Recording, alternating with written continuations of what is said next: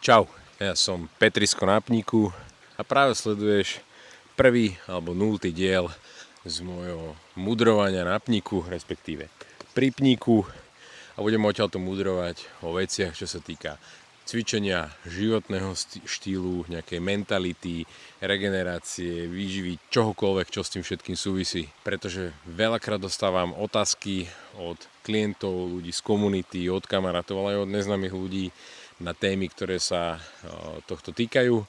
No a častokrát opakujem rôzne veci, čiže vidím, že ťa alebo vás to zaujíma a preto som sa rozhodol, že dám takéto mudrovačky na kratšie alebo dlhšie témy. Dlhšia verzia bude vždy na YouTube a na našom webe a nejaké kratšie reelska s tými hlavnými myšlienkami pôjdu aj na sociálne siete.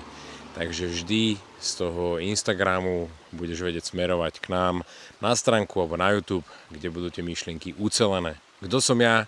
Som stavebný inžinier vyštudovaný a 15 rokov sa venujem trénerstvu, vedeniu ľudí, koučovaniu a budovaniu aj značky Človek 2.0. Som jedný zo zakladateľov Človek 2.0 a som človek, ktorý sa venuje športu od malička. Mal som svoje zranenia, cez ktoré som sa dostal práve k trénovaniu, k tomu, že som si sám pomohol s platničkami a s problémami a teraz pomáham ľuďom, aby boli zdravší, silnejší a mohli žiť kvalitnejší život.